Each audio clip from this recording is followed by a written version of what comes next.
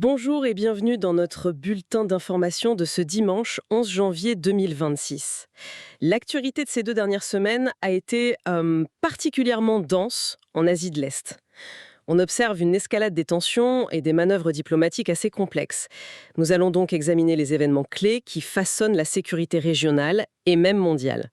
Ce compte-rendu est commandité par ProWave AI et vous est présenté par Stylo News, l'application d'information alimentée par l'intelligence artificielle. Oui, et il faut préciser que Stylo News est la version grand public d'un logiciel beaucoup plus puissant, Stylo Intellops. C'est un outil qui est conçu à l'origine pour les opérations gouvernementales, militaires ou commerciales. Ce qui veut dire que nos auditeurs ont accès à une technologie qui est normalement utilisée par les décideurs au plus haut niveau. C'est exactement ça.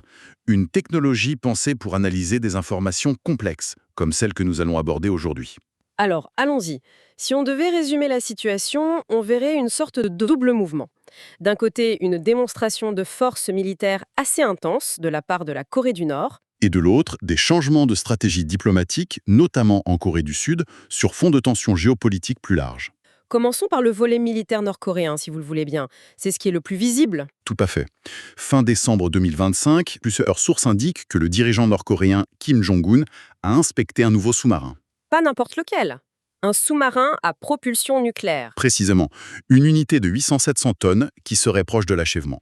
Et dans le même temps, il a ordonné une augmentation substantielle de la production de missiles. On parle notamment du lance-roquettes multiple KL-25. Oui, et tout cela est présenté par Pyongyang comme une mesure de dissuasion, une mesure jugée nécessaire. Ces développements s'accompagnent bien sûr d'une série d'essais pour prouver que le matériel fonctionne. Exactement. La séquence est très parlante. Les 28 et 29 décembre, ils ont testé des missiles de croisière stratégiques à longue portée. Et après une courte pause, ça a repris dès le début janvier. Oui, le 4 janvier, des lancements de missiles balistiques en mer du Japon, et le 5 janvier, un essai de missiles hypersoniques. Le calendrier de ces essais semble tout sauf anodin. Oh, il est très stratégique. Les lancements de missiles balistiques du 4 janvier, par exemple, ont eu lieu quelques heures à peine avant le départ du président sud-coréen, Lee Jae-myung, pour la Chine. Un message on ne peut plus clair. C'est une signature de Pyongyang. Et ce qui est encore plus intéressant, c'est la justification de l'essai hypersonique. Qu'ont-ils dit ? Pyongyang a explicitement lié cet essai à l'opération militaire américaine du 3 janvier au Venezuela. L'opération qui a abouti à la capture du président Nicolás Maduro. Voilà. Pour le régime nord-coréen, cet événement renforce leur conviction. Laquelle ? Que l'armement nucléaire est absolument essentiel à leur survie, c'est leur police d'assurance. Et pendant qu'ils renforcent leur arsenal, ils renforcent aussi leurs alliances. Qu'en est-il de la relation avec la Russie ? La coopération militaire s'approfondit très vite. On a eu récemment des détails sur une affaire qui remonte à fin 2024. Le cargo russe, l'Ursa Major. C'est ça, il a coulé au large de l'Espagne et il est maintenant fortement soupçonné d'avoir transporté clandestinement des composants de réacteurs nucléaires vers la Corée du Nord. Ce n'est pas anodin. Non.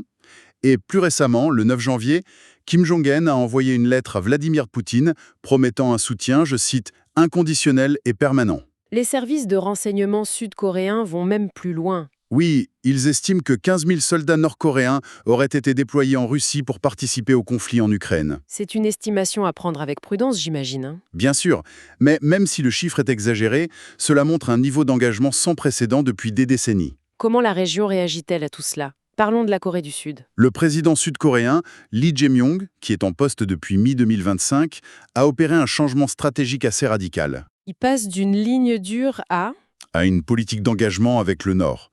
Sa visite en Chine début janvier était très claire là-dessus. Quel était l'objectif ? Demander au président Xi Jinping de jouer un rôle de médiateur pour geler les programmes nucléaires et de missiles de Pyongyang, en échange d'une compensation. Et la réponse de la Chine ? La Chine a conseillé la patience. Ce qui, en langage diplomatique, peut vouloir dire beaucoup de choses. En effet, cela veut dire nous sommes d'accord sur l'objectif, mais nous agirons à notre rythme et selon nos conditions. Et cette approche diplomatique est mise à rude épreuve par les tensions à la frontière. Absolument. Le 10 janvier, la Corée du Nord a accusé le Sud d'avoir fait voler des drones de surveillance au-dessus de son territoire, près de Kaesong. Et Pyongyang affirme en avoir abattu un. Oui, par guerre électronique, précise-t-il.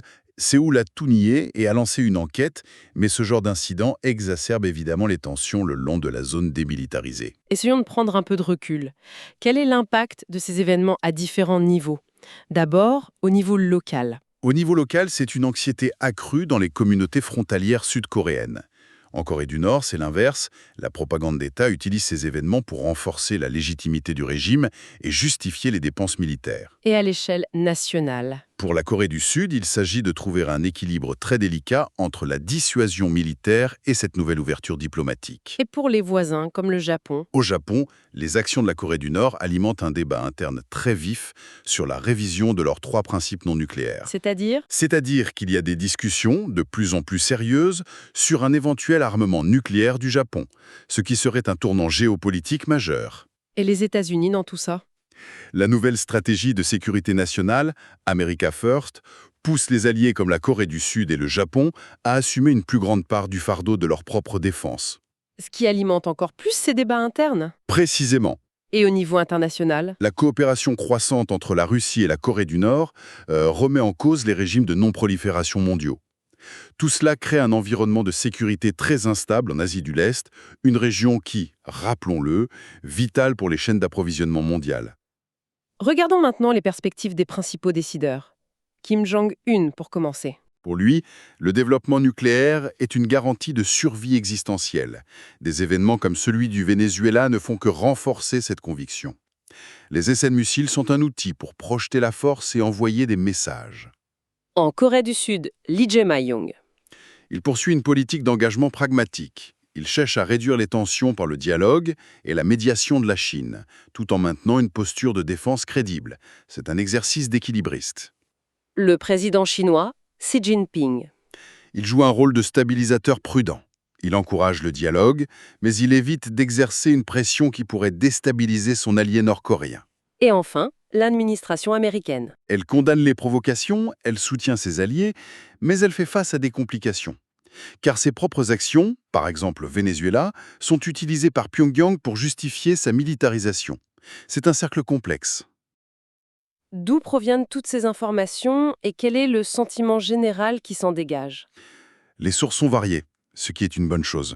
On a des médias sud-coréens comme le Korea Herald, japonais comme Kyodo News, mais aussi des agences internationales comme UPI ou Deutsche Welle. Et pour le sentiment? Sur les réseaux sociaux internationaux, notamment en Europe, on voit un fort soutien aux actions visant à contrer le trafic nucléaire illégal, comme pour l'affaire du navire russe. Et dans la région elle-même? Là, c'est plus partagé.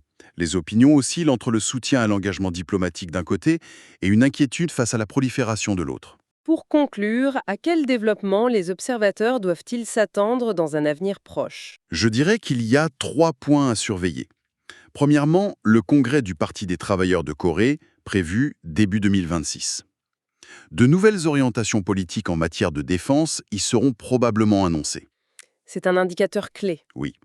Deuxièmement, la possibilité de pourparlers entre les États-Unis et la Corée du Nord après ce congrès.